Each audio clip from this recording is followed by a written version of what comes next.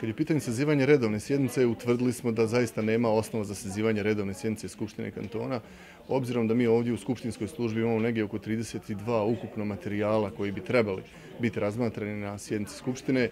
U međuvremenu vlada kantona je, što se tiče zakona i propisa iz njene nadležnosti, što je njihovo ustavno pravo, povukla sve materijale iz skupštinske procedure, što je logično, jer aktuelni premijer i vlada se želi prije svega upoznati s tim materijalima koje je predložila, da tako kažem, bivša vlada.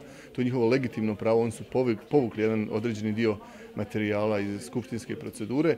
Ostali su nam za redovno zasjedanje jedino izvještaj iz proteklih godina koji su i onako već na neki način u zakašnjeloj proceduri i kolegij je donio odluku da se ti izvještaji razmatraju sa izvještajima i programima rada za 2014. i 2015. godinu kako bi na neki način funkcionalno mogli prije svega zadovoljiti formu, a s druge strane zaista da ne stvaramo niti dodatne troškove oko redovnog zasjedanja, obzirom da ti materijali su već i onako zakasnili poprilično i bit će razmatrani, kolegij je donio odluku zajedno sa materijalima za prošlu godinu ili sa programima rada za ovu godinu i samim time ćemo sigurno napraviti i mi kao Skupština određene uštede oko svojih zasjedanja.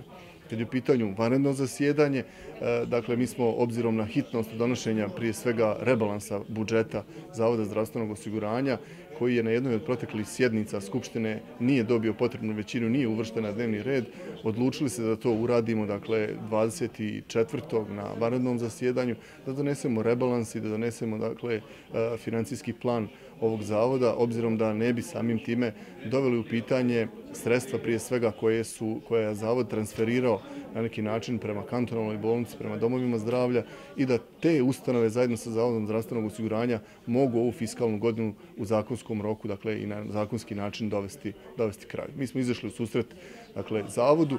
Zavod je to, moram i to reći, i u ranijoj proceduri upućivao Skupštini kantona, obzirom da vlada nije imala kvorum da se o tome očituje. Ja sam kao predsjedavajući ove materijale, odluku o privremenom finansiranju i rebalans budžeta zavoda vratio u proceduru vladi.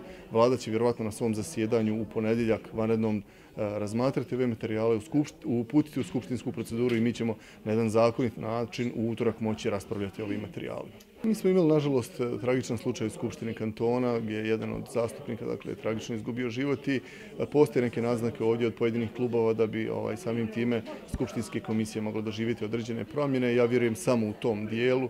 To je legitimno pravo, dakle, svih političkih stranaka koje učestvuju u radu Skupštine. Mi smo te komisije zaista i raspodijelili, dakle, ta skupštinska tijela na bazi prije svega izbornog rezultata svih političkih subjekata i ne vidim da će tu biti neki problem da se i taj dio, ukoliko bude potrebe, da se uradi, da dobijemo na neki način i to, dakle, ta skupštinska tijela u punom kapacitetu da na neki način mogu u narednom periodu raditi.